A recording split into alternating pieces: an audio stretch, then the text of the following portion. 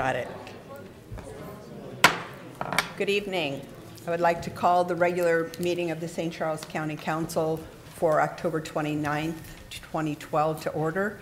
First item on the agenda is the invocation, which will be led by Debbie Plogue of Harvester Christian Church, followed by the Pledge of Allegiance, led by Jerry Doherty. Please rise. Would you pray with me, please? Lord, we thank you for the many provisions that you have blessed us with personally and collectively as a community. We thank you that you are concerned about the things which concern us. Tonight, we come before you and ask your favor on these next moments we have together.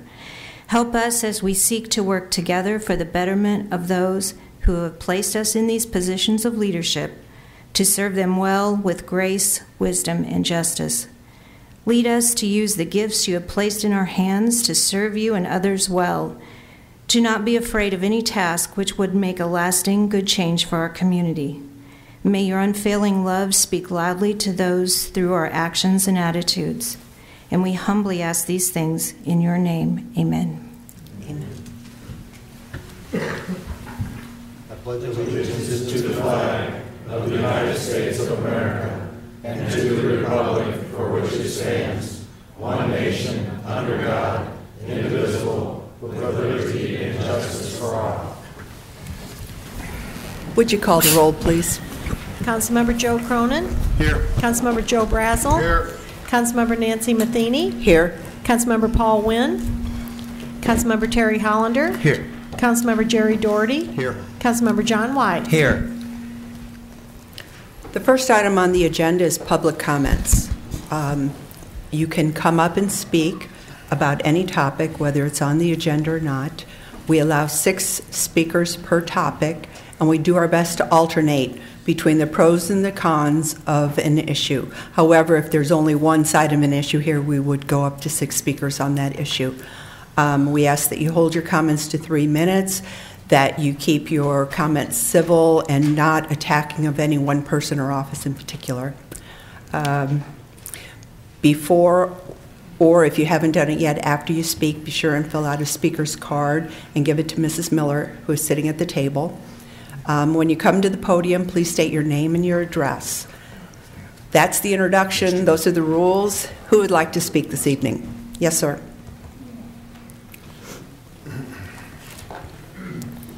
My name is Larry Simmons. I'm a resident of 513 Schluersburg Road. Just a couple of comments and perhaps a question. One, in all due respect to the gentlemen who represent the fire, police, and the emergency services, their work is appreciated. The need for the system is appreciated.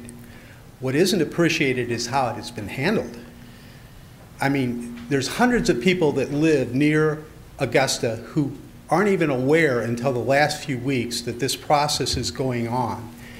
And yet, the Schluersburg Road site was cited in a 2008 area-wide, I believe it's East-West Gateway Coordinating Document. It just seems extraordinary that elected officials, paid county officials, would not consult the residents who passed the tax increase to allow this to go forward. That it's like we have no say in this whatsoever. We don't even need to be informed. I wouldn't have known about this had I not seen a county vehicle on a property adjacent to mine, which was one of the sites under consideration. What Mr. Brazel said in regard to the wine district is important, but what about the people who are going to live? One of the sites that you're considering at 500 Schluersburg Road is less than 100 yards from my home. What's that do to people's property values? None of this has been considered by the people from Motorola. I don't think any of them are going to be living beneath the tower. So I guess what I'm saying is, how representative is this process? If the residents are not considered and the business owners of the community are not alerted, it's not a very fair process. Thank you. Thank you for your comments. Next speaker, please, on this same topic, if it is.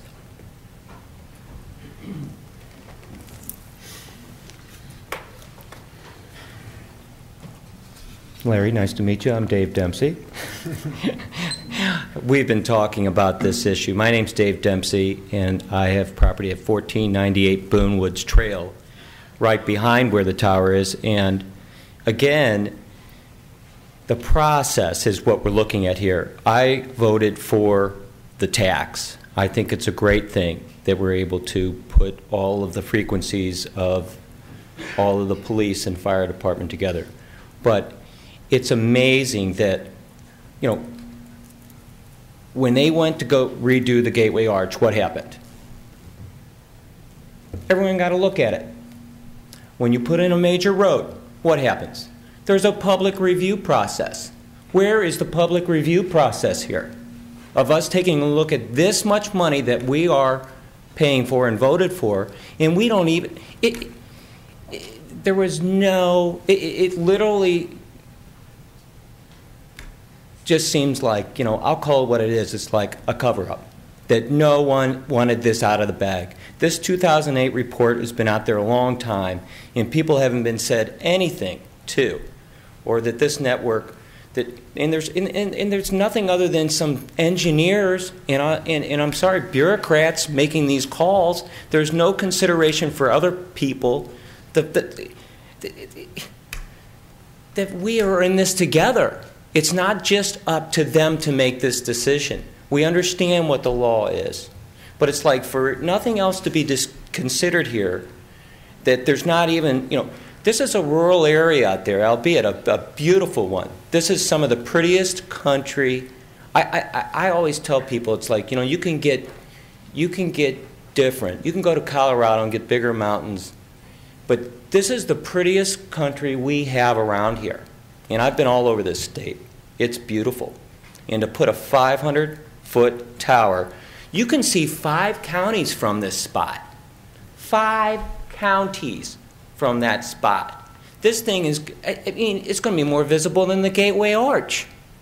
And you're telling me that, like, if the engineers would have said, well, the spot is right here on top of the Gateway Arch, would we be putting it there? Would they still have just said, let's just put it right there on the Gateway Arch grounds?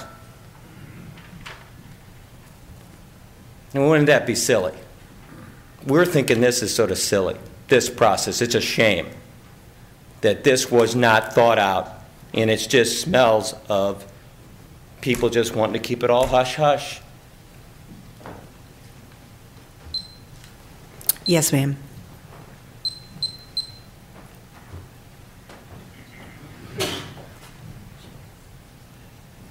My name is Dr. Mary Palusek, and I'm a resident of Augusta. I'm also a volunteer with Augusta Volunteer Fire Department. I've been in the fire service. I was career prior to becoming a volunteer there. I'm also an occupational physician. I do know how needed the system is because, like I said, I was career and I did work with an 800 system. It is very important, especially out in the area where we're at. However, I do live where it would be literally in my backyard, and I would not have purchased that property where I was at had I known it was going to be in my backyard. It is a beautiful area. However, there are a lot of other areas and other locations, I think, that could be considered for that in the area. There are other sites, and I have driven throughout the area and looked. You do have some other locations that would be much more hidden, where you would have probably the access, the elevation that you're looking at. My undergrad degree is in engineering, so I do understand what you're talking about, engineering aspects. I did work with 800, like I said, I have worked with an 800 system before, and I do understand what you're talking about. So I think maybe if you go back to Motorola and have them take a look at some of the other locations, there might be some other possibilities in that area. Thank you. Thank you. Yes, sir.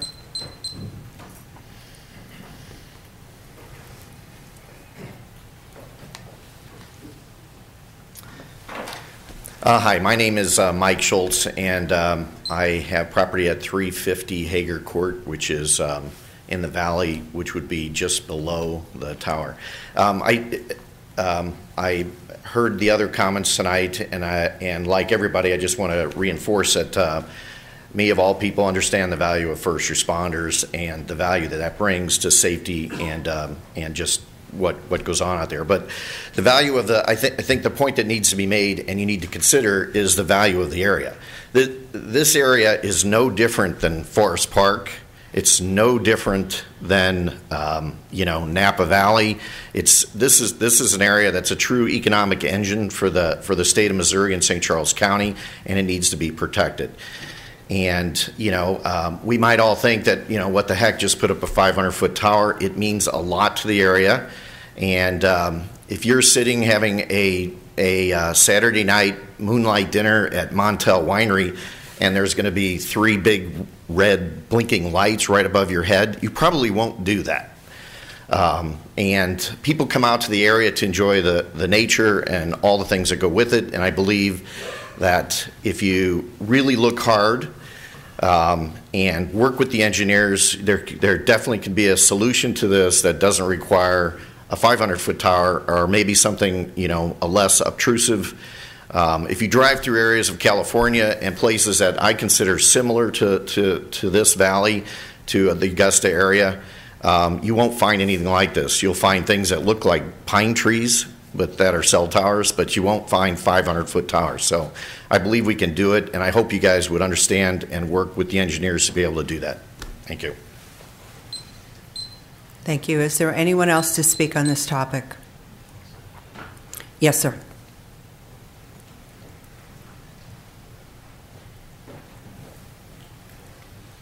Good evening. My name is Rob Wiley. I'm the fire chief for the Cotterville Fire District. I'm also the chairman of the St. Charles County Local Emergency Planning Commission, as well as chairman of the St. Louis Area Regional Response System STARS Board of Directors. I have a very wide and regional understanding of this project. It would have been great if this project could have been conceived back 80 years ago when there were very few people populated here, where we could have put towers in places they wouldn't impact people's views, they wouldn't impact their way of life. But the reality of it is we've been forced to go to this new system by a federal mandate. It's an opportunity that we're taking to put in the best system possible, the latest system, the most up-to-date technology in the system that'll allow first responders, police, fire, emergency service workers to communicate with each other and with other agencies even outside the county. One thing that I've learned about this is that very few emergencies happen in a vacuum. Very few emergencies happen where just my fire district is responding, or 2 fire districts. More often than not, it's 2, 3, 4. On a regular basis, I have crews from St. Louis County, the Monarch Fire District, coming in. City of St. Charles has crews from Pattonville, Maryland Heights coming into the county on a constant basis. Not to mention the police interaction with all the different police agencies, including the State Highway Patrol. This system, for the first time, will allow us to communicate with each other during an incident in real time. And as important as it is for us to be able to communicate with the dispatch centers to get additional resources, it is doubly important that we be able to communicate with ourselves on the scene at all times in a reliable, real-time fashion. This system is going to provide that. And I understand the fact that it's going to have some consequences. But I think the reality of it is that we have to weigh those consequences, the pros and the cons. I understand and I'm very sensitive to the economic issues.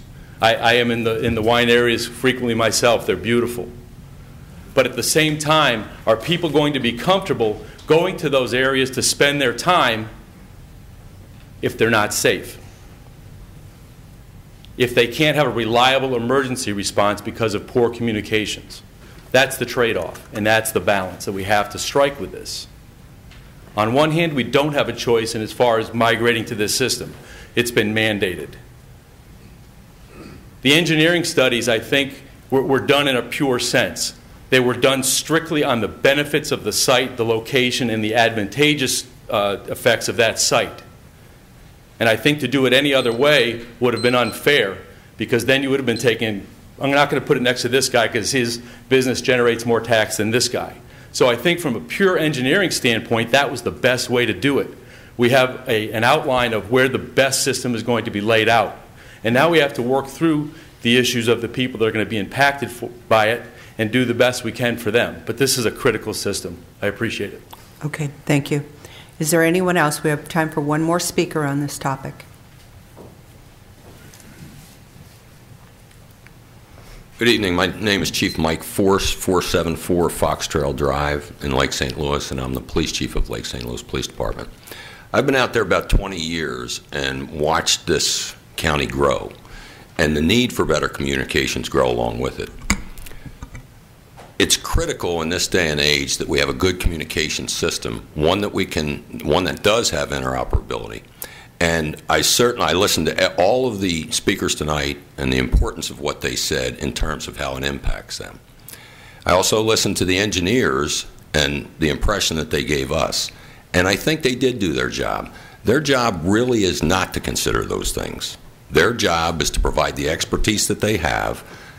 We have county staff members, we have county elected officials, we have subject matter experts from within the county that should consider all those other aspects. And they're all just as important. But the bottom line is we need a good, solid, reliable communication system. And I heard a lot of emphasis placed on public safety so that our police officers are safe and so that our firefighters and other emergency responders are safe. Really, let's remember what this is really for. Public safety is for the public. I would hate to be the citizen who had less than good communications and suffered because of that. I can tell you, I was in the Marine Corps for 22 years, saw a lot of things go wrong with military operations. I've seen a lot of things go wrong in my time in law enforcement. I have never seen a single incident of failure that didn't involve communications. It's always top on the list. So I would ask that we consider first the importance of having a complete, adequate system. Also consider those other things, but remember who we're really here to serve. We're here to serve all of the public. Thank you. Thank you. That concludes the comments on that topic. For those of you that did speak, I want to assure you that the engineers are, even though they're not here to listen to you, they left saying that they would watch the recording of the meeting and hear your comments. Is there anyone to speak on any other topic? Yes, sir.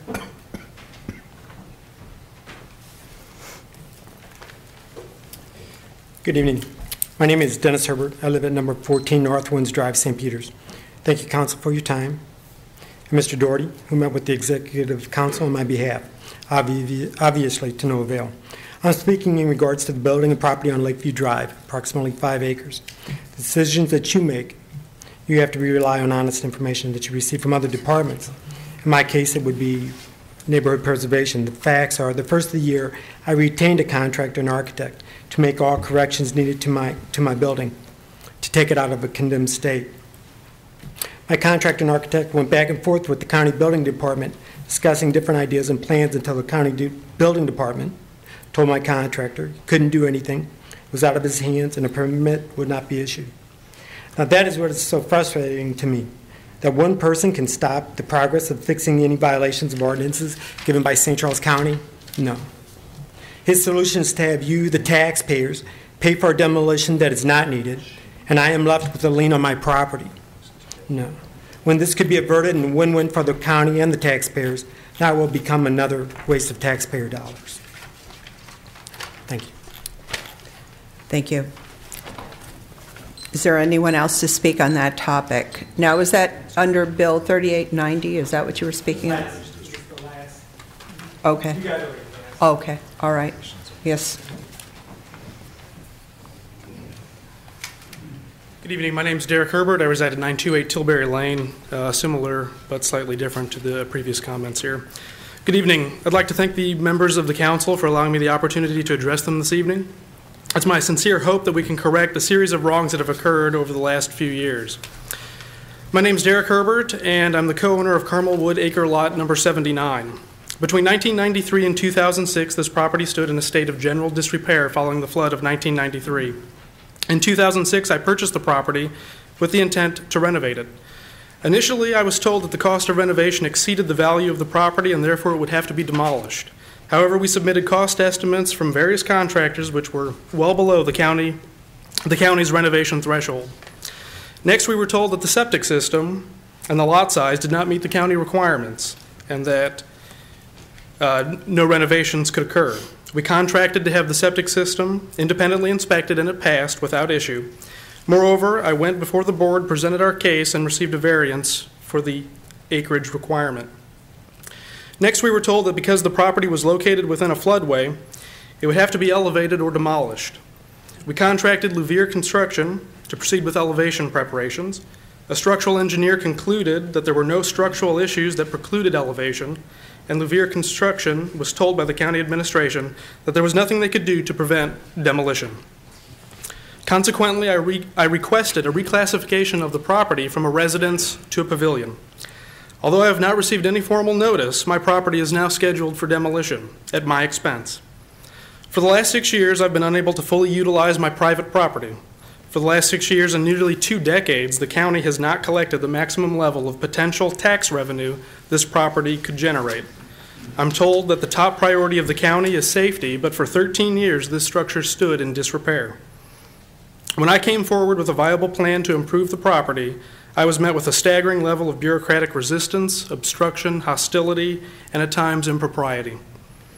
I recognize and fully support that the administration, in its efforts to create and maintain a safe and clean environment for county residents, I want precisely the same thing. But forcing a citizen to demolish a structurally sound building does not support this goal, nor is it a reflection of representative government. Indeed, approving this demolition ultimately results in an unwarranted tax in excess of $35,000. During these challenging economic times, I'm confident that no one would advocate such a heavy-handed, unnecessary, and uncompromising approach.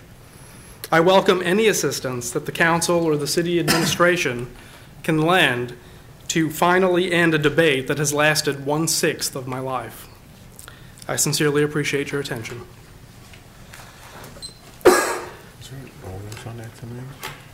No. Thank you for your comments. Is there anyone else to speak on that topic? Is there anyone to speak on another differing topic? Yes, please come forward.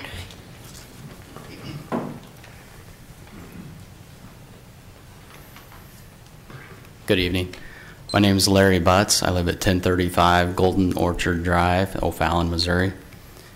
I'm here to speak on behalf of Bill number 3890.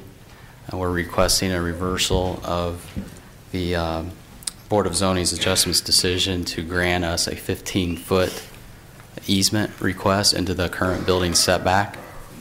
I just want, and I apologize, I don't have an illustration for you tonight. We gave illustrations out at the last meeting, but just want to outline the property and some dimensions for you. Currently, our property line extends across Oak Drive, and all of Oak Drive requires a 40-foot easement. The entire 40-foot easement rests on this church's property. Then we have an additional 50-foot setback, so that's 90 feet of property that the church has the ability to use. We're requesting 15 feet of that 90 back to use to extend seating for our sanctuary. And as she led the prayer this morning or this evening, she stated an opportunity and a blessing to further our community and enhance our communities. And that's what our intention is to do with this extension of our sanctuaries, to further bless this community with our church. That's all I have. Okay, thank you. Is there anyone else to speak this evening on Bill 3890? Yes, sir.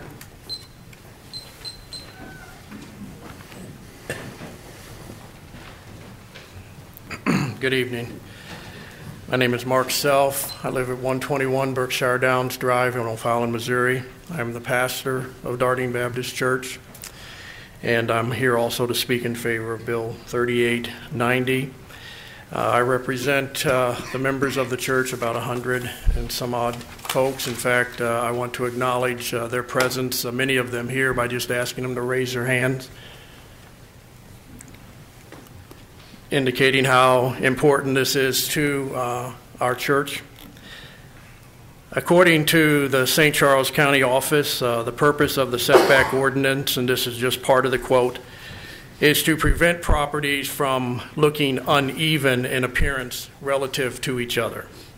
And we believe that the granting of this variance will maintain the purpose of the setback ordinances for three reasons. Number one, the proposed extension will be within an acceptable distance from the right-of-way. Darden Baptist Church is an older country church built 55 years ago.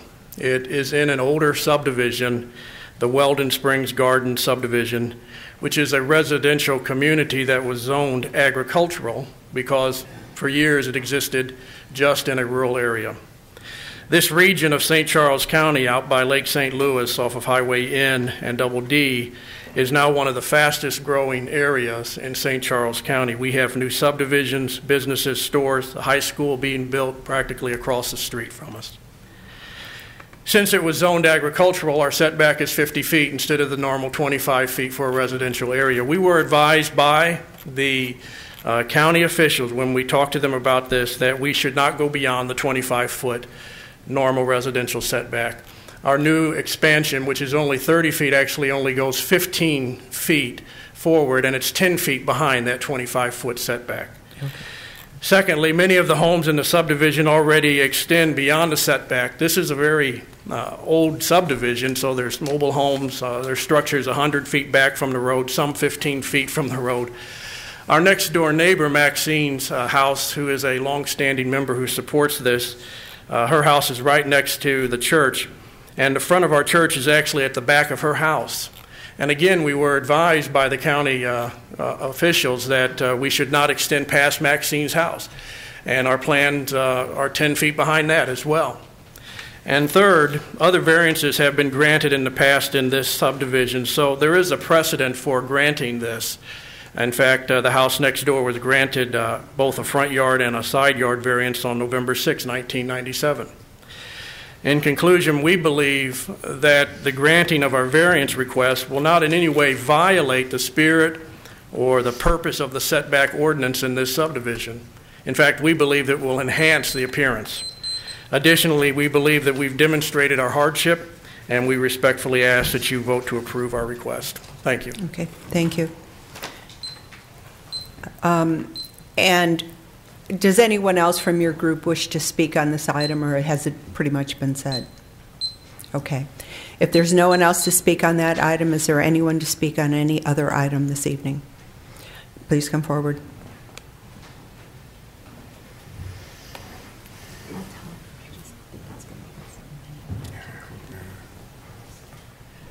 I'm sorry, next, you can come forward. My name is Gary Tittle, and I live at 102 Glen Allen. And I'm here to oppose they're trying to get a restrictive parking for the first 150 feet. And I just want to let you know that I've been watching this thing for the last 2 months, and I've found absolutely no problem there. I was told it was a safety issue, and I'm a retired police officer of 35 years. And 5 years of that, at least 5 years of that, I was dedicated towards public safety and traffic. And so I've been studying this thing, and I see absolutely no problem. There are vehicles come in and out of there. Most of the time, if there is any parking on both sides of the street, they might have to negotiate a little bit, and then somebody will have to slow up and wait for the other guy. But other than that, there's no safety issue. And I have 7 grandkids, and 3 are at my house a lot. They're little guys, the youngest being 4 years old. And if there was any kind of safety problem there, I would be the first to go ahead and say, I want this done. But like I say, I see no reason for it. There is an occasion. On the west side, there's only 2 places to park. On the east side, there's approximately 5. And I can park 2. I have 4 vehicles. My son has 2, and I have 2. So the driveways are usually pretty well full. And then there's not a whole lot of parking on the outside. So if I have more than 2 people at my house, I have, I use that little bit of parking, but it's very, very rare that I ever do that. So like I say, I don't see any safety problem with it. I just think it's, a lot of people want to come around that corner on 2 wheels, and they can't. But I said, as far as being, it could be an inconvenience. The rare times when there is 2 vehicles parked on each side of the road. But it's more of a negotiation thing. I got to slow up and let you through, and that's all it is. There's no safety problem that I'm aware of. That's all I have to say. Okay, thank you.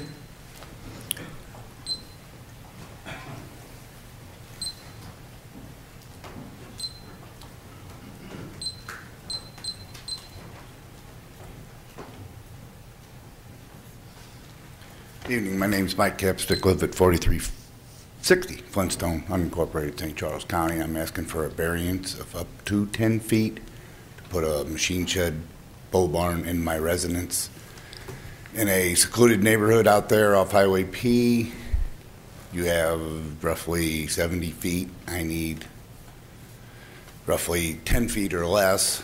I have an existing shed there that I would have to move back and take down a 100-year-old oak tree, and I can't put it on the other side of my property because I just put a geothermal system in and I don't want to build over the top of it. There's supposedly a 50 or a 40-foot easement that they have now for the road. My neighbor tells me it was a 40 when he built in 73, but now they're kind of hinting that it might be a 50. So I either need 10 feet or I need 2 feet, depending on the variance. Have you gone through the variance process? Yes. Well, they told me I had to come here first. No. Because I have 3 different, I have my survey when I bought the house. They sent me back a survey saying they're 15 feet off of that. Okay. We'll figure out a way to get in touch with you. Please leave your name and contact information with Mrs. Miller, and we'll have somebody contact you. It has to go through the normal process before it comes here. Okay. So I'm sorry if you've wasted right. your time. Thanks. All right. Thank you. Maybe Wayne can identify himself. I'll get the information from Carol. Okay.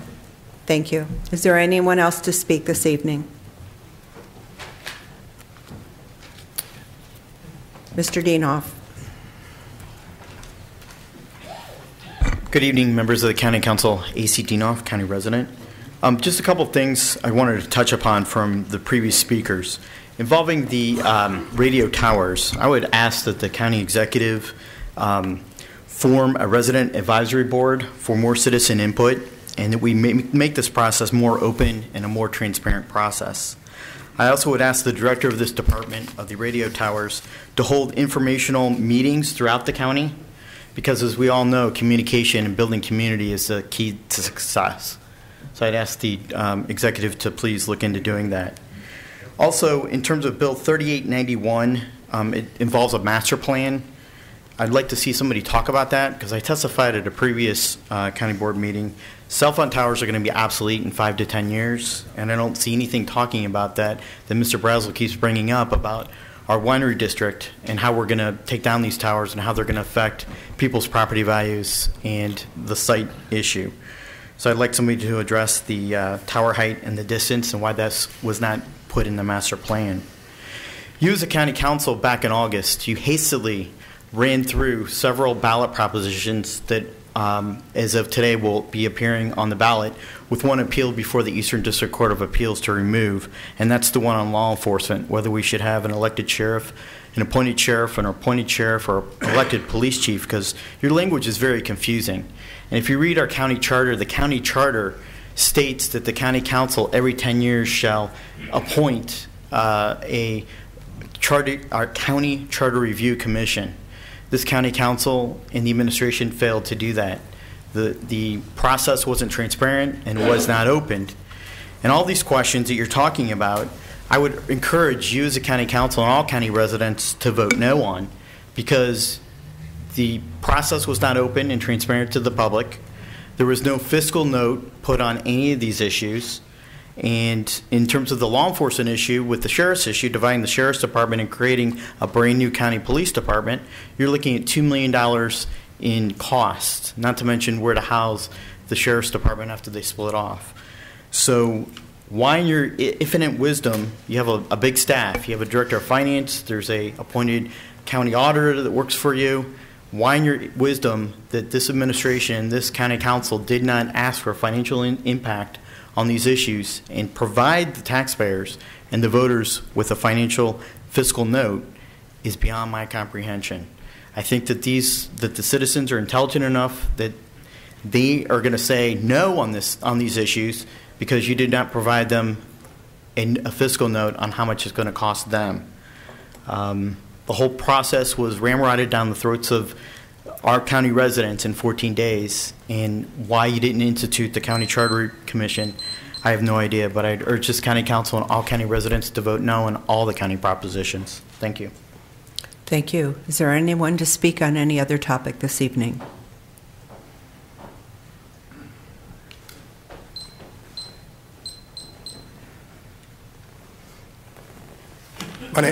My name is Tony Bethman, 132 North Main Street.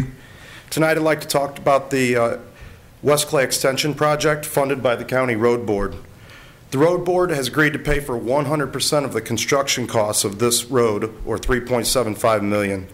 The Road Board also agreed to pay for 100% of the design, engineering, and demolition work to the tune of another $2.2 million. $5.9 million in county taxpayer dollars. City of St. Charles is providing the right-of-way for the road. They are spending $6 million to purchase 5 acres of land, $1.2 million per acre. Most of the $1.2 million per acre land is being purchased from Lindenwood. There is currently 8 to 9 acres of existing right-of-way that city taxpayers own in the development. The taxpayers are giving this land to Lindenwood for free because it has no public value. On one hand, the taxpayers are paying $1.2 million per acre for blighted land and just steps away giving land to Lindenwood. At the TIF Commission, Scott Sadelban, representing Lindenwood's developer, stated that this is a shovel-ready project and that the new Schnuck store would be open in late 2012. Now let's fast forward. City of St. Charles just passed a cost-sharing agreement with Lindenwood University. Cost sharing? Not really. We find out that it's nothing more than eminent domain. There are taxpayers in St. Charles that don't want to give their land away that they worked their lives for. Too bad. Lindenwood talked the city into eminent domain for the second time in 5 years. Here's some other language from the cost sharing agreement. The application to the County Road Board contemplates the city will receive at least $1.2 million for earthwork, demolition of existing structures on the Lindenwood parcels, and relocation expenses for residents on the Lindenwood parcels, and that any other fees will be reimbursed to Lindenwood by the city. The county is paying the city to pay Lindenwood to tear down businesses and residences. Also, the bidding process inside the cost-sharing agreement is a closed bidding system. No more than 3 bids are required for Lindenwood to complete this work. This is a travesty. Here are some comments from Nancy Matheny back in 2001, former consultant to the president of Lindenwood and dean of management. We prefer to deal with property owners as we have in the past. I don't foresee we'd need redevelopment rights now in the area or in the future. What Matheny should have said is that Lindenwood will seek a $10 million TIF. Lindenwood will also seek a $9.6 million road project. Lindenwood will also seek $2 million in new market tax credits, and they will seek eminent domain powers. This road board, have a great day. Thank you for your comments. Is there anyone else to speak on any other topic this evening? Hearing none, that closes public comment. And I would like to tell the people that are here regarding the 911 cell phone communication that that won't be discussed anymore on the agenda this evening. I'd hate for you to sit through a very long meeting only to be disappointed. But we will have the bill on the church. Once again, Harvester Christian Church, thank you for your invocation. Next on the agenda is the oral report from the county executive.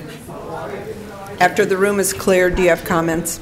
Yeah, I have no comments myself. Do you have someone that's going to? Don Holt is going to provide a short report, which will be longer if you have questions for him.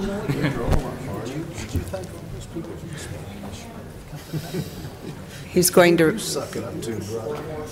workforce development. Okay.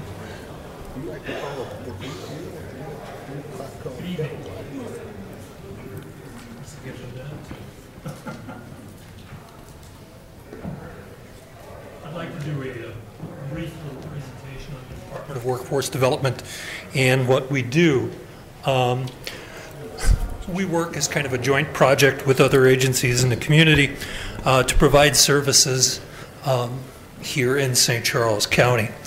Most of our work is handled through utilization of the state-provided website jobs.mo.gov. Next slide, please. Our physical location is at 212 Turner Boulevard, which is in St. Peters, just off of on the northeast corner of Interstate 70 and Highway 79. Next slide, please. Most of what we do centers on programs that are operated by the county and the state of Missouri through their Division of Workforce Development. It's a joint operation.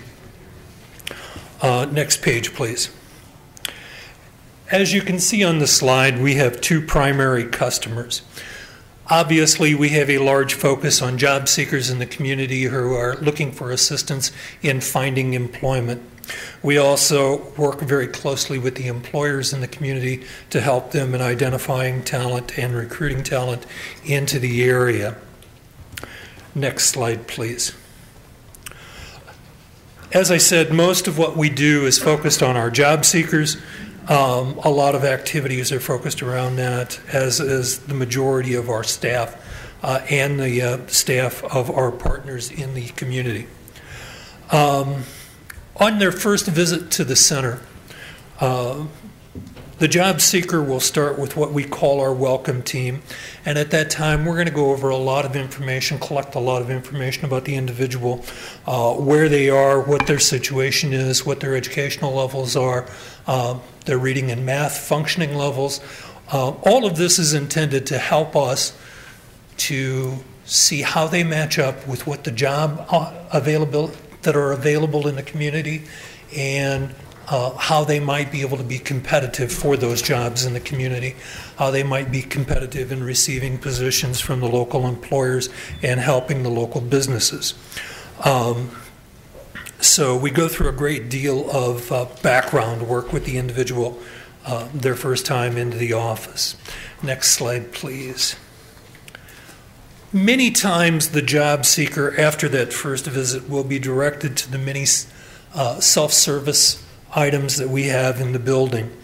And these involve little of any staff intervention. They might be things like using the phones to contact employers to schedule interviews, having conversations with the people from the Division of Employment Security about problems with their unemployment insurance. They might use our printed materials and other items in our library with job-seeking resources. Any of a number of other items, using the computers in the facility to access the databases on available employment in the community and to do their resumes and cover letters and other things in the area. Next slide, please. I think I got ahead of myself there. Let's go on to the next slide, Jack. Thank you. Sometimes the job seeker needs more help. And in that situation, we have counselors available to sit down with them, talk about what their needs are, talk about what their problems are, try and provide them some guidance, some feedback, do some assessment and review, and to monitor a person's job searching efforts to give them that little extra boost they need to try and find employment. Next slide. And sometimes the job seeker's needs are even greater than that. Sometimes their skills don't match what current needs are in the community. They've been laid off from an employer through no fault of their own, and the environment has changed since they first obtained the job at that position, and what they need is a skill upgrade or new skills. In that situation, we will help them in identifying what their training options are in the community, what type of employment opportunities there are, what the gaps are, and how they can address those. This process could even lead to the point where we would help provide funding for them to receive training so that they can be competitive for the job opportunities in the community and be able to support themselves and their families. Next slide, please. In addition to this, we also have a program that's focused on disadvantaged youth. Mainly here we're talking about youth from low-income families that have additional barriers to employment.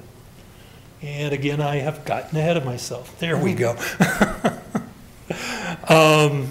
Trying to be quick here. Here we're providing a range of services to the youth with the idea of being able to help them to transition from school to being employed and being part of the world of work. Next slide, please.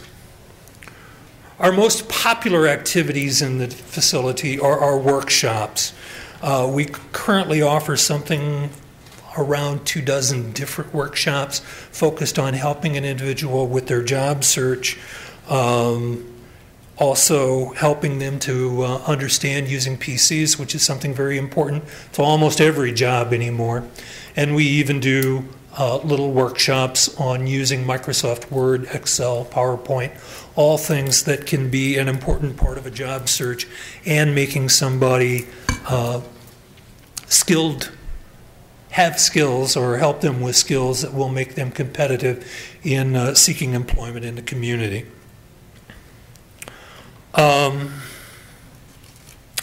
Next slide, please. This includes being knowledgeable on what others are doing. I'm into the next. Skip the slide this time. A smaller but no less important part of our activities are focused on the employers in the community. As you would expect, we have a major focus on working with the employers in our community on the side of the employment process. We help them with recruitment events, with finding talent in the community, finding those potential employees, and getting the two together.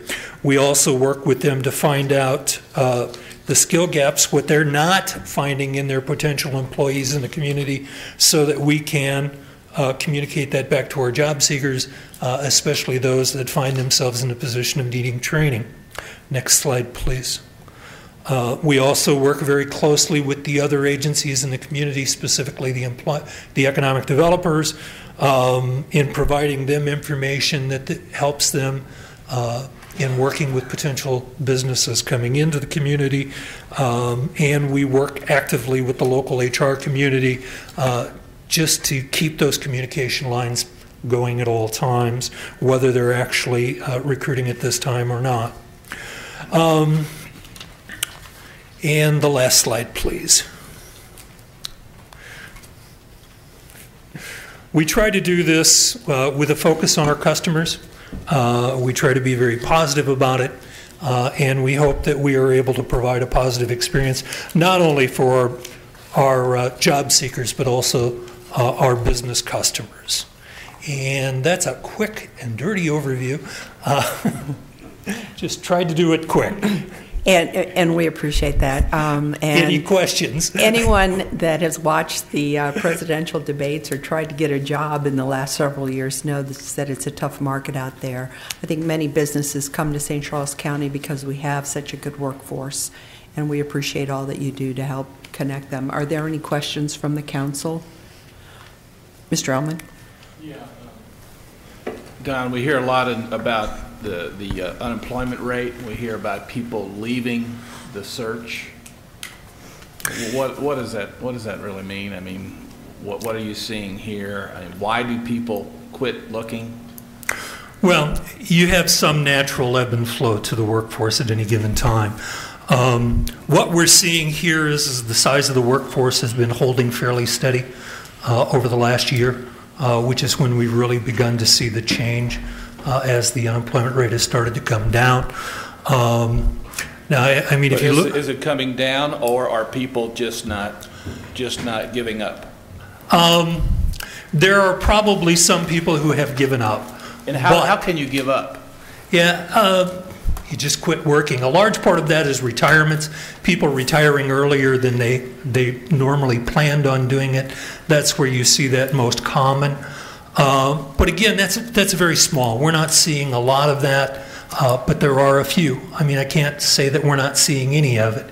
If you look at the underlying numbers on the unemployment rate, the size of our workforce, the size of the people that are either employed or are looking for work, has actually risen a little bit over the last year and a half. So we're not seeing that like maybe some other communities in the state and in the area.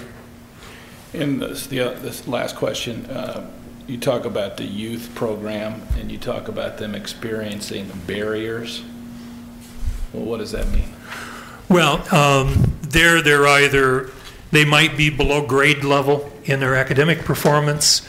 They might have, the big one is academic, where they're at with that. And in that situation, we try and connect them with, first of all, make sure they stay in school. If they are in school, if they've dropped out of school, get them back into an educational program. That's a barrier they created for themselves, isn't it? Yes, yes. Okay. And if any of our public watching at home wishes to take advantage of some of these items you've mentioned, how do they contact somebody? Where do they go?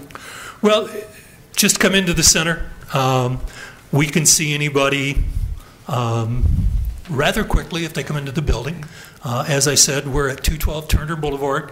We are basically off of the northeast corner where Interstate 70 crosses Highway 79 or Salt Lick Road, right across from the election authority. Okay, very well. Thank you, and thank you for your presentation this evening. Thank you. Thank you. And I believe that concludes the presentations that we'll have from the various departments for the year, because next month we will get into budgets. But we thank everyone that gave the monthly presentation. They were very educational, informative.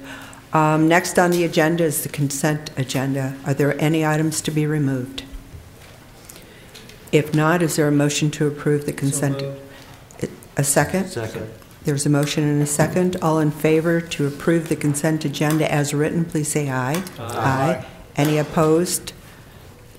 Consent agenda passes. Next item on the agenda is Resolution 12-14.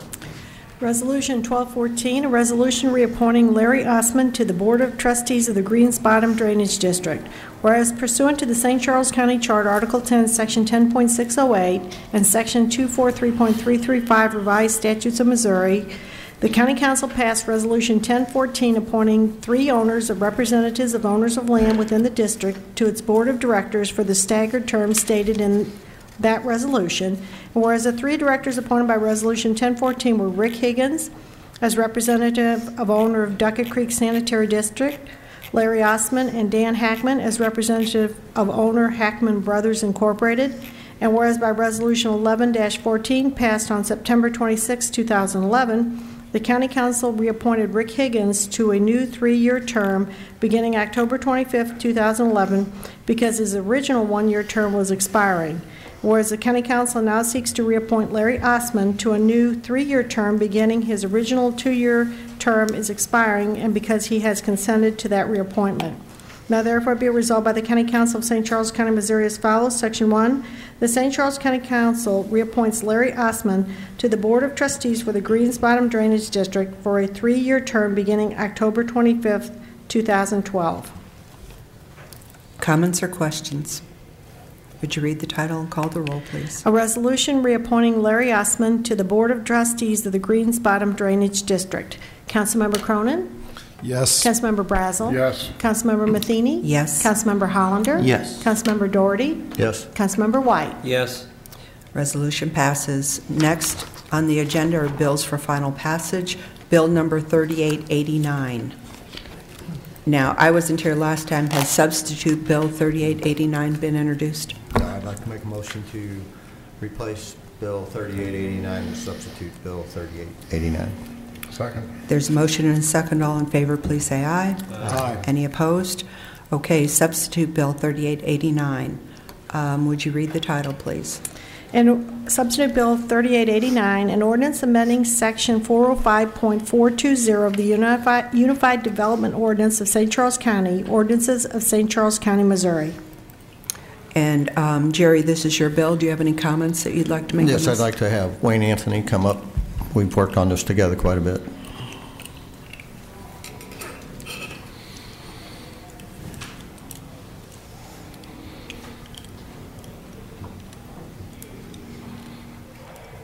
Would you kind of clarify what we changed and how it cleared the gray areas up? Let me first describe the difference between this bill and the substitute bill. What we ended up doing is finding what we felt was not a discrepancy, but it was not treating similar things the same.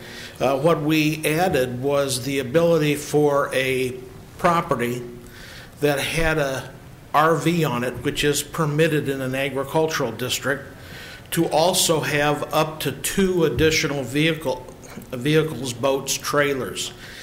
Typically, this type of activity occurs along the riverfront. People place their RV on the property, and they may also have a boat and a boat trailer or some other vehicle that they use in conjunction with the recreational nature usage of the property. And this initially was left out, and so that's what was added in the supplemental bill.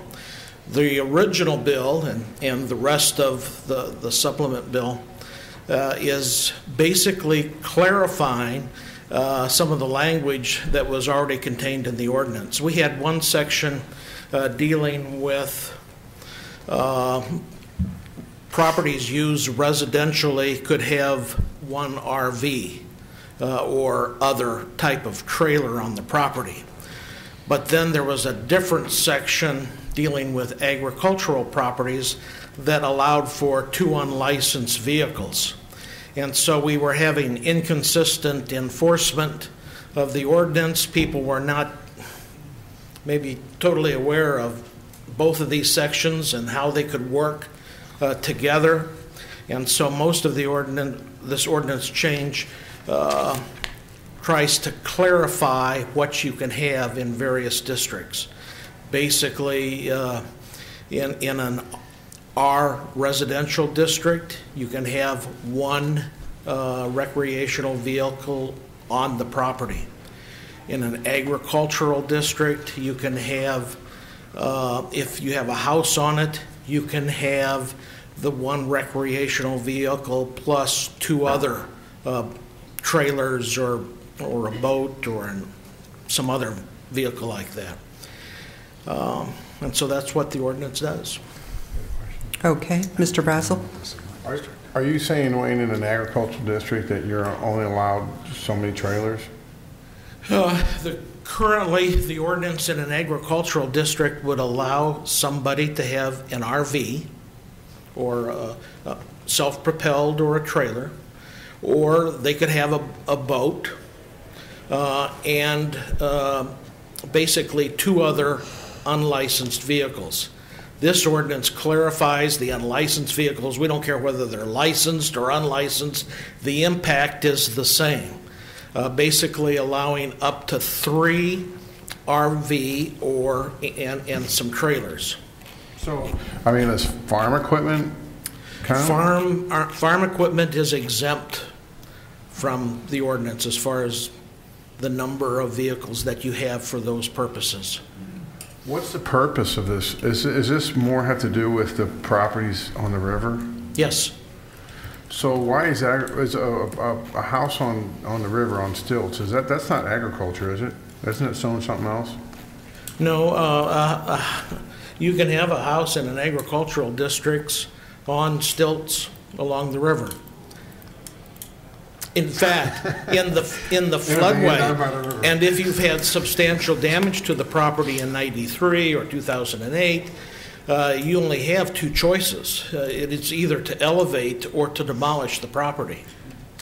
And so a lot of people did elevate, and a lot of people had insurance to help them elevate their property. Wasn't there a zoning made on that, Jerry? Oh. Most of the river property in the floodway, and a lot of it in flood fringe, whether it had houses on it or not, it was subdivisions in the past, it is still zoned agriculture. And the reason, you remember here a couple of years ago, we had people come before us and we were giving them tickets. They had 2 boats, 2 trailers they needed to get from point A to point B during a flood and everything. That was kind of the beginning of this.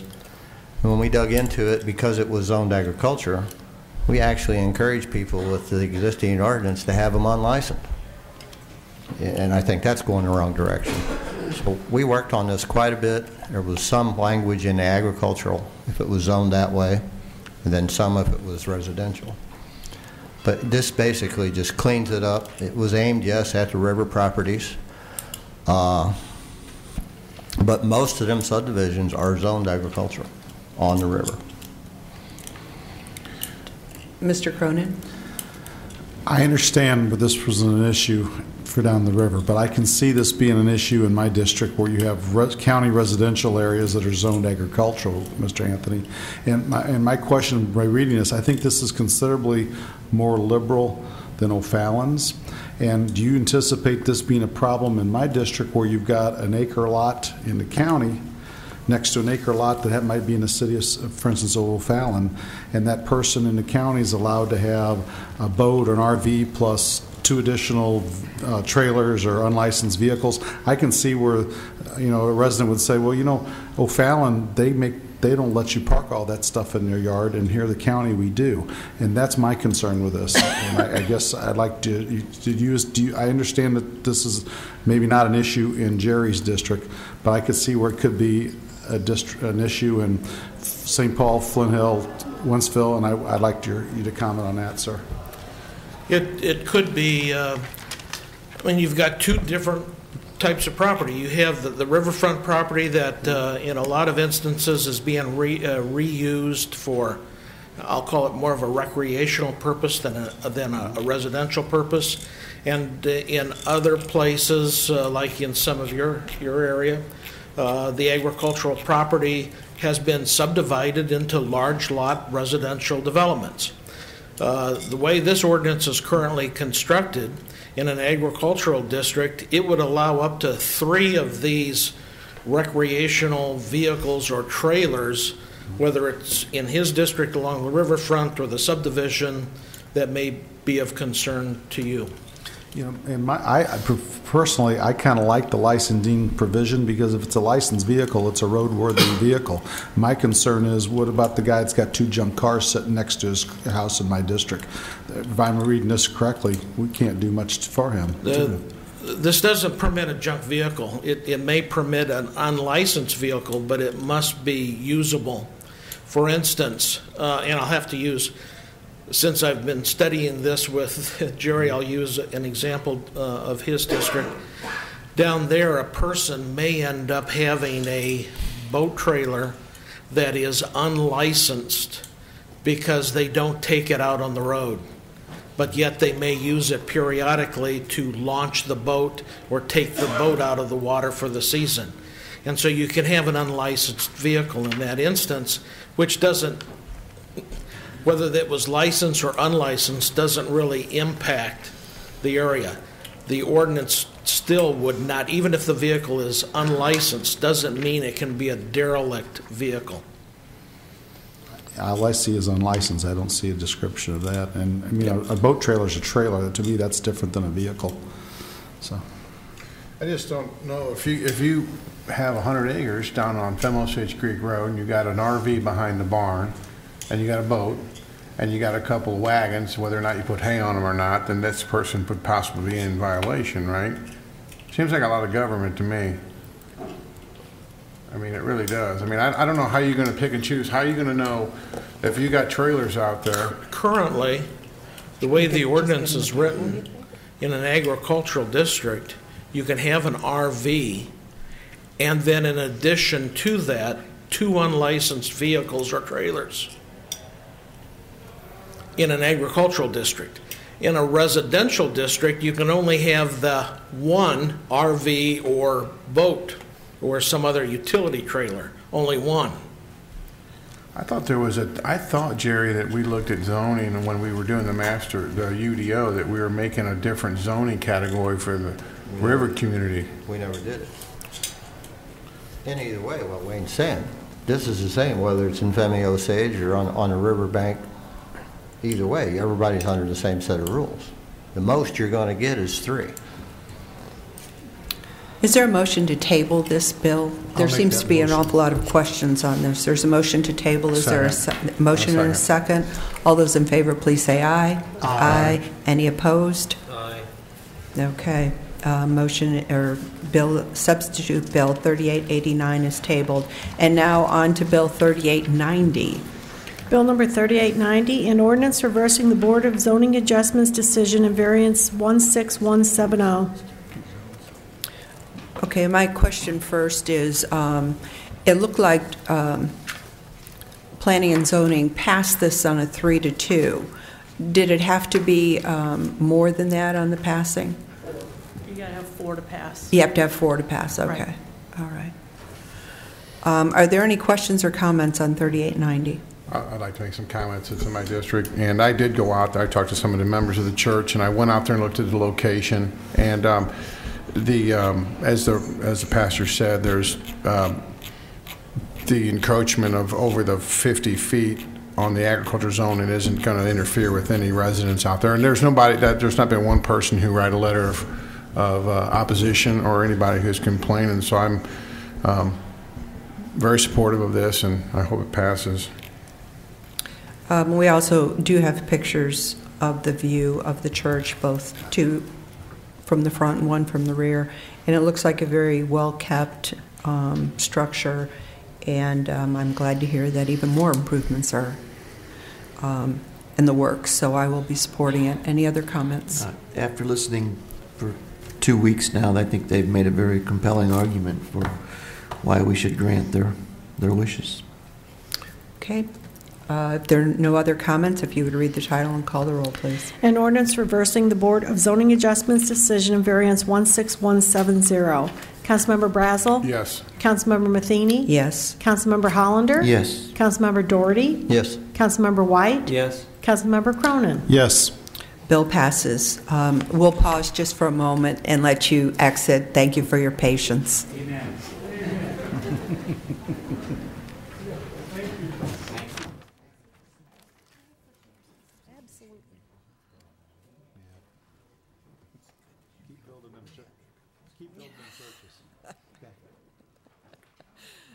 Mr. Hollander just said it's nice to have people go away happy every once in a while.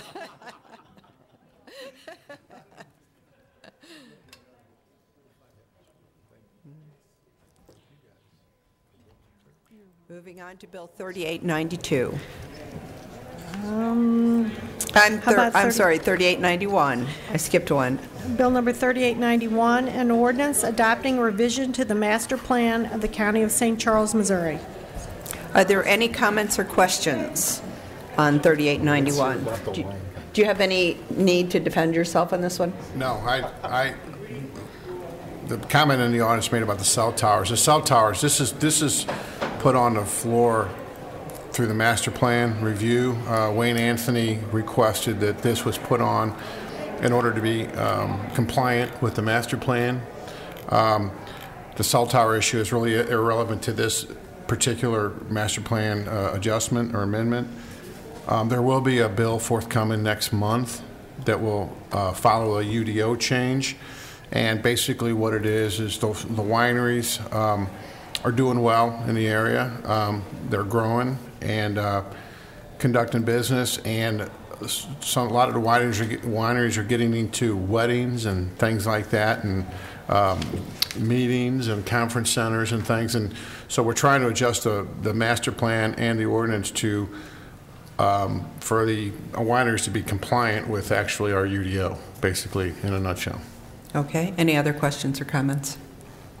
Would you read the title and call the roll, please? An ordinance adopting revision to the master plan of the County of St. Charles, Missouri. Councilmember Matheny? Yes. Councilmember Hollander? Yes. Councilmember Doherty? Yes. Councilmember White? Yes. Councilmember Cronin? Yes. Councilmember Brazel? Yes. Bill 3891 passes. Bill 3892. Bill number 3892, an ordinance relating to housing and community assistance and approving the 2013 annual action plan for St. Charles County, Missouri and its capacity as an urban county for fiscal years 2011 to 2013 under the Community Development Block Grant Program of the United States Department of Housing and Urban Development, and authorize the county executive to execute all documents or certifications required for submittal to HUD with the action plan, and to further authorizing the county executive to execute the funding approval agreements that HUD shall require upon approving the 2013 annual action plan. Questions or comments on Bill 3892? I have a question. Who on the staff, is it Wayne Anthony that's responsible for this review and presentation and acceptance of this plan, this action plan? I just have not read it. I don't understand anything about it, and I feel blind going into it. I bet Joe Cronin has read it. Yeah, I read it, and this is one Paul Lynn would vote against, but I'll vote for it. Okay. One thing that HUD does is a terrific job at doing is creating a huge bureaucracy that we have to follow in order to get federal dollars.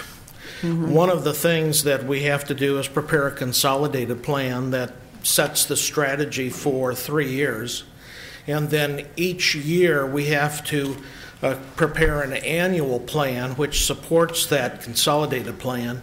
It's basically the budget that we're proposing and how we're going to use the dollars that we are estimating we'll receive from HUD. We're estimating about $627,000, and this plan lays out how that money will be used. This 2013 is the third year of the 3-year strategic plan. We are still using the same programs that we used from the first year. It's dealing with loans to help people rehabilitate homes or address code violations.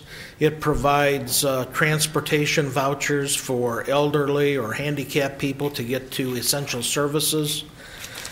It provides emergency repair program for people who during the winter end up losing a furnace or an HV. A furnace is a good example for the emergency repair.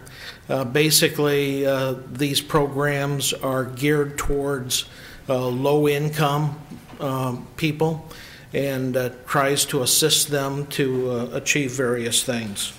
The other thing, we have a small homelessness program. In the past, we've sub-receipted those funds for the delivery of homeless services to St. Joachim and Ann.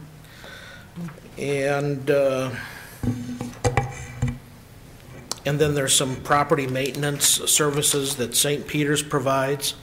I should indicate that St. Peter's is a sub-recipient of some of these funds, and that's based upon our intergovernmental agreement that we entered into with them when we formed the urban county. And so they have these types of programs, and we basically copied and dovetailed them to be able to utilize the same programs. And they have been very well received.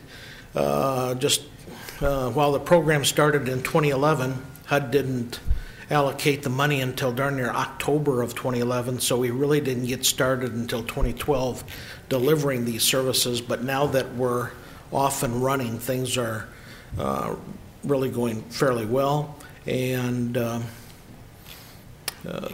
word is really starting to get out on some of these assistance that we can provide. That was a long answer, sorry. Okay, well, it's a long agreement. It's over 100 pages, so I thought you did well. Any other questions? Thank you. Would you read the title and call the roll, please? An ordinance relating to housing and community assistance and one approving the 2013 annual action plan for St. Charles County, Missouri in its capacity as an urban county for fiscal years 2011 to 2013 under the Community Development Block Grant Program of the United States Department of Housing and Urban Development, HUD, and authorize the county executive to execute all documents or certifications required for submittal to HUD with the action plan, and 2, further authorizing the county executive to execute the funding approval agreements that HUD shall require upon approving the 2013 annual action plan. Councilmember Hollander? Yes. Councilmember Doherty? Yes. Councilmember White? Yes. Councilmember Cronin? Yes. Councilmember Brazel? Yes. Councilmember Matheny? Yes. Bill passes. Moving on to Bill 3893. Bill number 3893, an ordinance establishing new traffic regulations and establishing penalties for violations thereof. And I believe, Mr. Brazel, you said you had a question on this one. Yes, I would like to, I guess that gentleman, Mr. Tuttle, left. I guess Craig, I could ask Craig a question.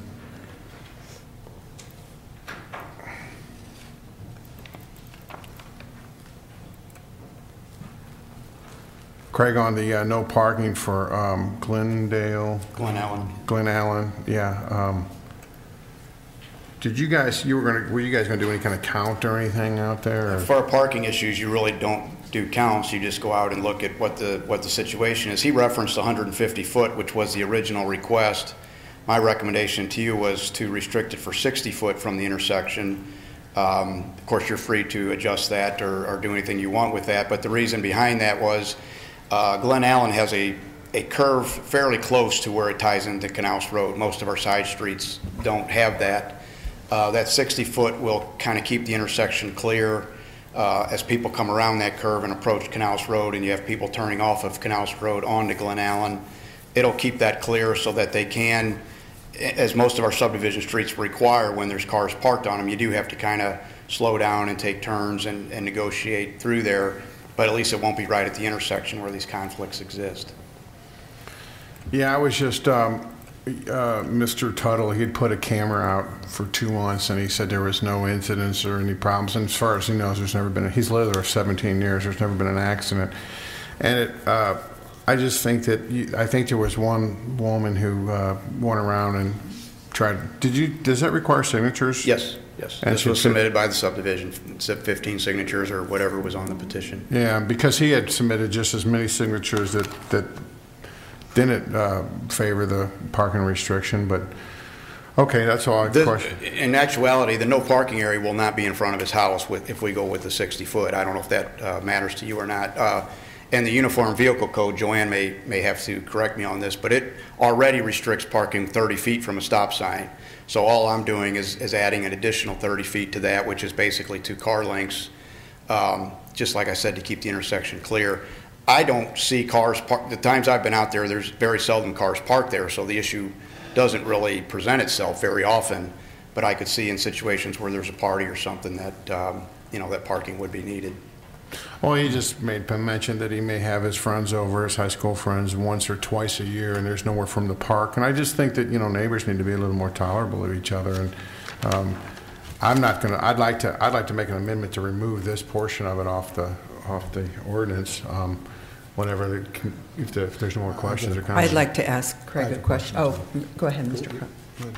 Okay, so if you changed it from 100 to 60, and 60 was 2 car lengths, that means that you've left room for 1 parking spot that Mr. Tuttle could use. Well, it was originally 150.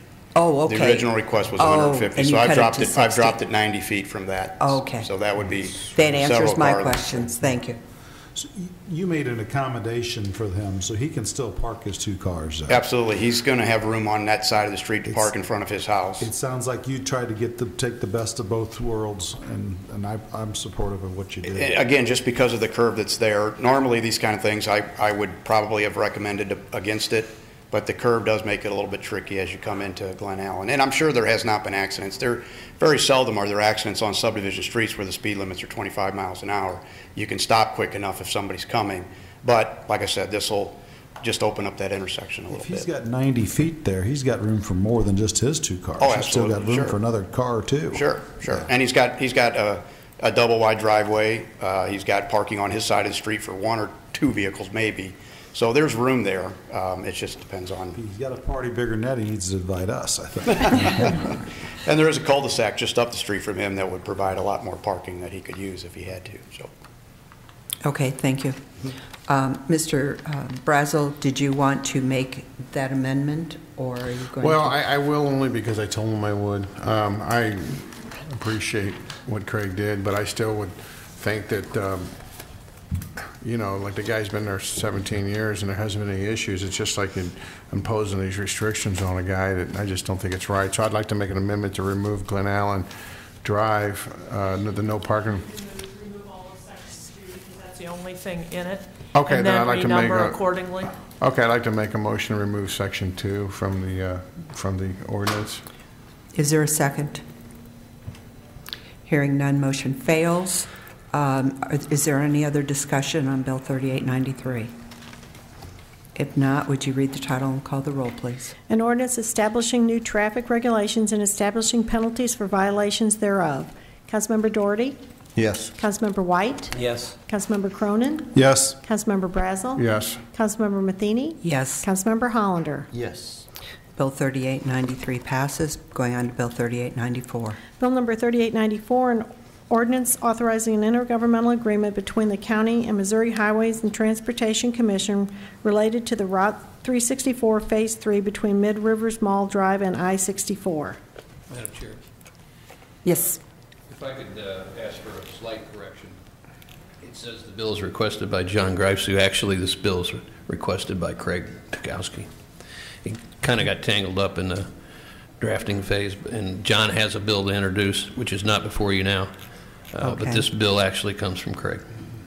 All right. Will you make that change? Are there any questions or comments on Bill 3894? Hearing none, would you read the title and call the roll, please? An ordinance authorizing an intergovernmental agreement between the county and Missouri Highways and Transportation Commission related to the Route 364 Phase 3 between Mid Rivers Mall Drive and I-64. Councilmember White? Yes. Councilmember Cronin? Yes. Councilmember Brazel? Yes. Councilmember Matheny? Yes. Councilmember Hollander? Yes. Councilmember Doherty? Yes. Bill passes. Bill 3895. Bill number 3895, an ordinance authorizing execution of an intergovernmental agreement with the Missouri Department of Health and Senior Services under which the Department of Community Health and Environment may participate in the Safe Cribs for Missouri program. Are there any questions or comments on Bill 3895? Would you read the title and call the roll, please? An ordinance authorizing execution of an intergovernmental agreement with the Missouri Department of Health and Senior Services under which the Department of Community Health and Environment may participate in the Safe Cribs for Missouri program. Councilmember Cronin? Yes. Councilmember Brazel? Yes. Councilmember Matheny? Yes. Councilmember Hollander? Yes. Councilmember Doherty? Yes. Councilmember White? Yes. Bill passes. Bill 3896. Bill number 3896, an ordinance amending section 275.030 relating to exempting certain products from the requirement of being dispensed by prescription only due to their inability to be converted to methamphetamine. Do you wish to do any explanation on this one, Mr. Brazel? Well, we did last meeting. Okay. But Okay. yeah. That's fine. Any questions or comments? Hearing none, would you read the title and call the roll, please? An ordinance amending section 275.030 relating to exempting certain products from the requirement of being dispensed by prescription only due to their inability to be converted to methamphetamine.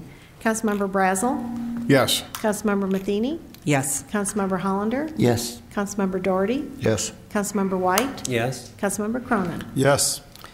3896 passes. Bill 3897.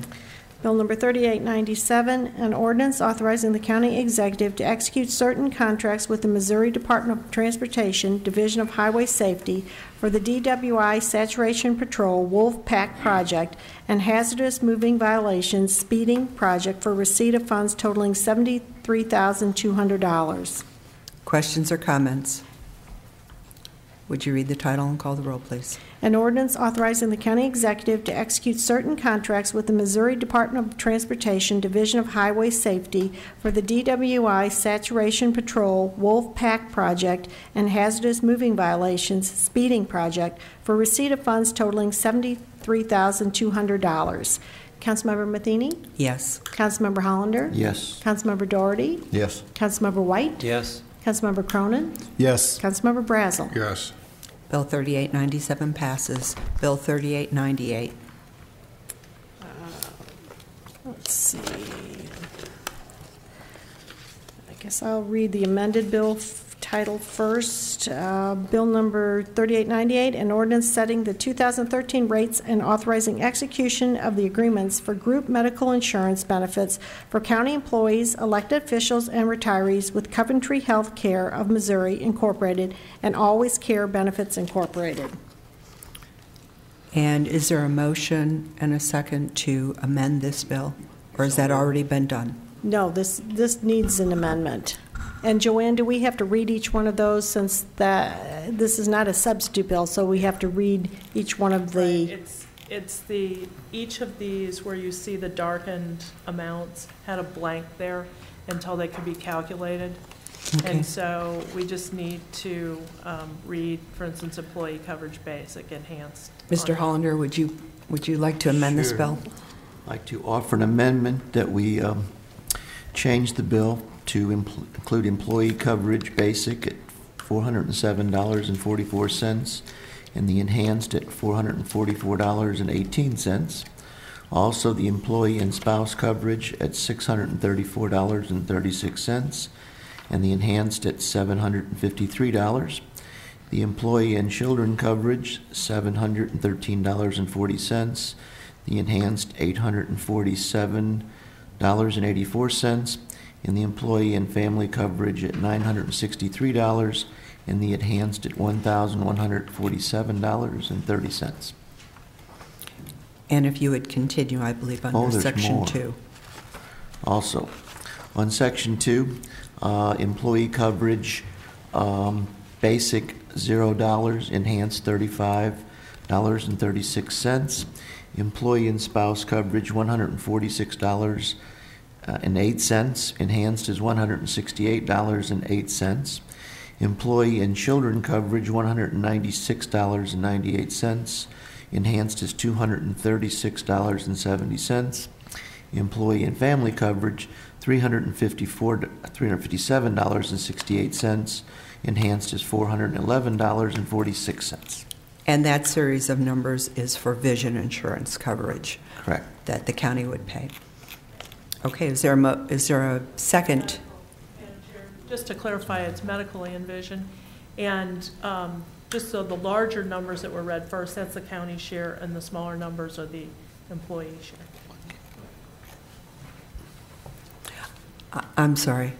Absolutely. Does that make sense? Yes, it does. Okay. Thank you. Is there a second to the motion? Second. There's a second. All those in favor, please say aye. Aye. So we have amended Bill 3898. Would you read the title and call the roll, please? An ordinance setting the 2013 rates and authorizing execution of the agreements for group medical insurance benefits for county employees, elected officials, and retirees with Coventry Health Care of Missouri Incorporated and Always Care Benefits Incorporated. Councilmember Hollander? Yes. Councilmember Doherty? Yes. Councilmember White? Yes. Councilmember Cronin? Yes. Councilmember Brazel? Yes. Councilmember Matheny? Yes. And I have a question. How does the employee and employer's portion differ from the past year? Is it about the same? Have the rates gone up? Rates have gone up. The employee portion is going up 10%. The county portion is going up 15%. Okay, thank you. Bill 3899. Bill number 3899, an ordinance authorizing the execution of the agreement for dental insurance benefits for county employees, elected officials, and retirees with Advanica Dental Benefits Incorporated. Comments or questions? Would you read the title and call the roll, please? An ordinance authorizing the execution of the agreements for dental insurance benefits for county employees, dental insurance benefits for county employees, elected officials, and retirees with Advantica Dental Benefits Incorporated. Councilmember White? Yes. Councilmember Cronin? Yes. Councilmember Brazel? Yes. Councilmember Matheny? Yes. Councilmember Hollander? Yes. Councilmember Doherty? Yes. Bill 3899 passes. Bill 3900. Bill number 3900, an ordinance authorizing the county executive to execute an intergovernmental contract between the St. Charles County Department of Workforce Development and St. Charles Community College for services provided by the Next Generation Career Center, NGCC. Questions or comments? I'm surprised. Would you read the title and call the roll, please? An ordinance authorizing the county executive to execute an intergovernmental contract between St. Charles County Department of Workforce Development and St. Charles Community College for services provided by the Next Generation Career Center, NGCC. Councilmember Cronin? Yes. Councilmember Brazel? Yes. Councilmember Matheny? Yes. Councilmember Hollander? Yes. Councilmember Doherty? Yes. Councilmember White? Yes. Bill passes. Bill 3901. Bill number 3901, an ordinance amending ordinance 11-109 of St. Charles County by providing a supplemental appropriation to the budget of the Family Court Services Fund. Any comments or questions? Would you read the title and call the roll, please? An ordinance amending ordinance 11-109 of St. Charles County by providing a supplemental appropriation to the budget of the Family Court Services Fund. Councilmember Brazel? Yes. Councilmember Matheny? Yes. Councilmember Hollander? Yes. Councilmember Doherty? Yes. Councilmember White? Yes. Councilmember Cronin? Yes. Bill passes. Bill 3902. Number 3902, an ordinance repealing Chapter 126 of the ordinances of St. Charles County, Missouri, fees charged by the Department of Information Systems for services related to issuance of annual data licenses and enacting a new Chapter 126 relating to such fees. Comments or questions? Would you read the title and call the roll, please? An ordinance repealing Chapter 126 of the ordinances of St. Charles County, Missouri, fees charged by the Department of Information Systems for services related to issuance of annual data licenses and enacting a new Chapter 126 relating to such fees. Councilmember Matheny? Yes. Councilmember Hollander? Yes. Councilmember Doherty? Yes. Councilmember White? Yes. Councilmember Cronin? Yes. Councilmember Brazel? Yes. Bill 3902 passes. Bill 3903. Bill number 3903, an ordinance repealing sections 115.200, 115.220, 115.225, and 115.230 of the Personnel Administration Program effective December 31st, 2012, and enacting in lieu thereof 6 new sections to be effective January 1st, 2013.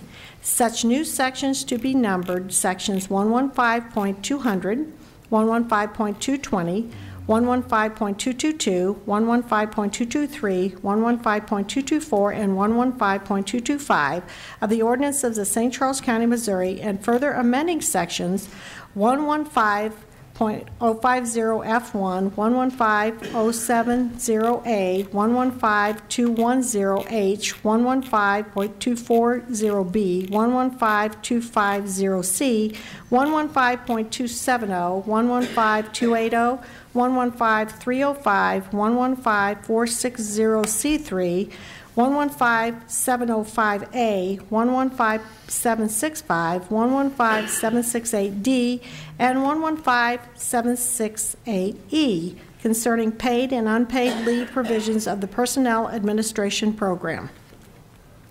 Are there any questions or comments? I have one. Mr. Cronin. I'm assuming by the lack of employees in this room that the county employees are good with this. I mean, I talked to a couple of them and asked about it, and they seem to think it's fine. I'm assuming. I just want to know that for my own information. I think there was some unrest up until the fair, or at least the explanation of benefits. But Belinda, why don't you come forward and you can respond to his question better, I'm sure. We had had various meetings across the county in the administration building and also going out to the outlying buildings to speak with employees. And the majority of the input was positive. So we didn't receive a lot of negative feedback regarding the new bill. So I believe most employees are pleased with it. Well, you did a really good job if that's the case, and there obviously it is. There's no one here tonight. Thank you. Thank you. Could you tell me, those that did complain, what was their biggest complaint? I think the main complaint was not realizing that they have a combined bank that they'll be using for vacation and sick leave, as opposed to having two separate banks. Their comments were, what am I supposed to do about being sick? And so we were just trying to explain that now they have to manage their time with the PTO. You'll have your vacation time, but you also need to set aside some time just in case you or someone in your family is ill as well. So I think that was the major complaint. That it took time to understand? Yes. Okay. Yes. All right. Thank you. Any other questions? Thank you. Would you read the title and call the roll, please? An ordinance repealing sections 115. No, please continue. I was just seeing how difficult it was that you had to read it again. Oh, okay. An ordinance repealing sections 115-200, 115-220, 115-225, and 115.230 of the Personnel Administration Program effective December 31st, 2012, and enacting in lieu thereof 6 new sections to be effective January 1st, 2013. Such new sections to be numbered sections 115-200, 115-220, 115-222, 115-223, 115-224, and 115-225 of the ordinances of St. Charles County, Missouri, and further amending sections 115050F1, 115070A, 115210H, 115240B, 115250C, 115270, 115280, 115305, 115460C3, 115705A, 115765, 115768D, and 115768E concerning paid and unpaid leave provisions of the Personnel Administration Program. Councilmember Hollander? Yes. Councilmember Doherty? Yes. Councilmember White? Yes. Councilmember Cronin? Yes. Councilmember Brazel? Yes. Councilmember Matheny? Yes. That concludes bills for final passage. We have one bill for introduction, Bill number 3904. Bill number 3904, request by Gil Copley, sponsored by Nancy Matheny.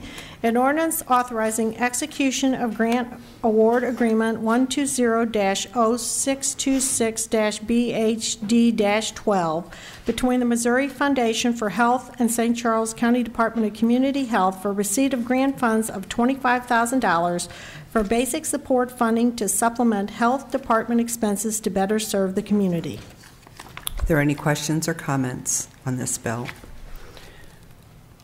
Okay, next on the agenda is announcements and miscellaneous. Does anyone have anything? I would like to ask a question of someone. It's probably either Jennifer or Joanne Lycum.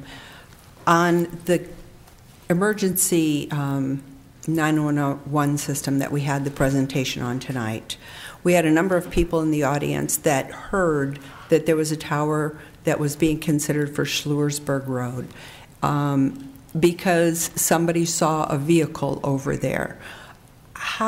Now, we also heard that there's 11 new sites that will be constructed. I would imagine nobody knows where those are. Do people know where those are? And is this going to happen 11 more times because people aren't going to want a tower in their yard? In some cases, we do have folks who are aware of the tower, especially in locations that are publicly owned, like a couple of our county parks in particular. Primarily because there you do have a lot of folks who are out there conducting a survey. You do have neighbors around our county parks who are very watchful of the properties around them, so they know when something's kind of going on, and Betty has done an excellent job also with communicating with some of the neighboring landowners there. In other instances, no. I think part of our hopeful timing was to be able to come to you all when we were to a point where we have all of these finalized, to be able to have a listing of all of the finalized sites. But when you're trying to do, it'd be easier if it was just one tower we were building, you know, or it's easy if you were in an instance of, I know I'm building a road from point A to point B, and I can give notice to the people who are in that area. The trouble with this project is you're trying to do 11 or 12 of them at the same time. And as you kind of heard from Motorola today, every time we slightly move one tower, we're moving around all of the other pieces in the system. So to try and really notice up all landowners in a surrounding area, we'd be going through a notice process with people that would be for a site that may or may not be built. And we'd be doing this almost constantly with every single site that we put into the matrix to kind of determine if that site's going to work or not. So I think once we get to a point of finalizing all 12 sites, we will most definitely come to you and make that information final and public. In some of these instances, you know, we're going through a process of negotiation with a landowner. And I think there would be some concerns about what happens when everyone in the area is well aware that the county is negotiating on a price. So, you know, you have a lot of concerns that we would have about how well we can still manage that cost to taxpayers. So I'm not sure if that fully answers your question, but at this point I would say that no, all of our finalized sites are not completely public. And I think until we have all 12 of those, we'd be giving wrong information. Okay. I have no idea where any one tower is, nor was I aware of this tower.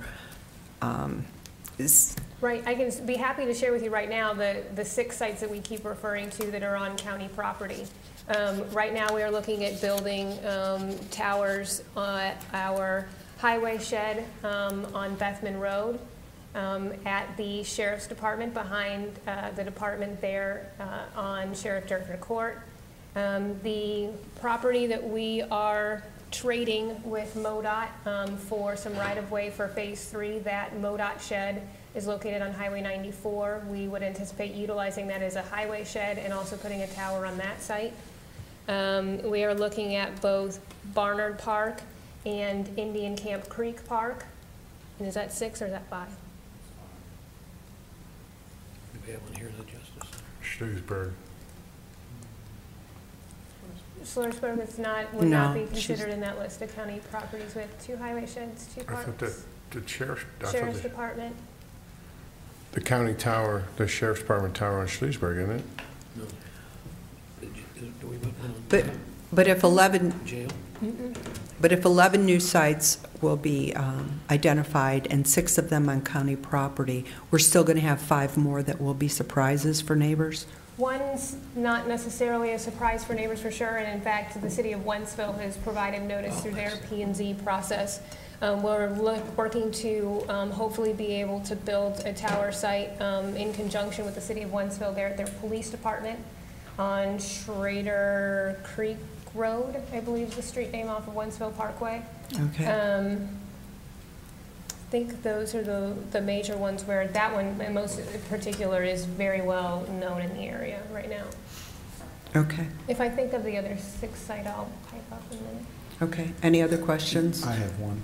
Yes, Mr. Cronin. The meeting, the map that was presented to the county, I mean, it was at a public meeting anyway. I think, you know, it might be a nice gesture to the county residents to at least put that, since it was a meeting anyway, at least it shows you the general area of these things. At least that way people can say, well, you know, you kept it in the dark. I mean, we can at least show them about where it's at. If you folks do, it was at a public meeting tonight anyway. I don't know if there's a problem with that. Could that be put on the website and made available? Yes. All right. Good. That's a good comment. Thank you. Any other comments, miscellaneous? Mr. Ellman. I think you realize that Jennifer knows an awful lot about this I can radio tell she thing. spent some time on it. And spent some time on it, and I know Belinda and her staff have done a lot of work on it, but I got to give her credit for the vacation PTO. She convinced me we could do this without a lot of bloodshed, and I didn't think we could at first, but between her and Belinda's people, and I mean, once people got out there and understood it, I think, you know, we were able to get it done, and I'm very much appreciative. Okay, thank you. If there are no other comments or Mr. White? I just want to offer our condolences to Donna Vogt and her family. She lost her father this week. Yes. And to commend Carol for what a great job she did tonight. Thank you. Yes, Mr. Gross. Donna's sister, Linda Setley, works at the county jail, so I just want to include her in that if I could, Council.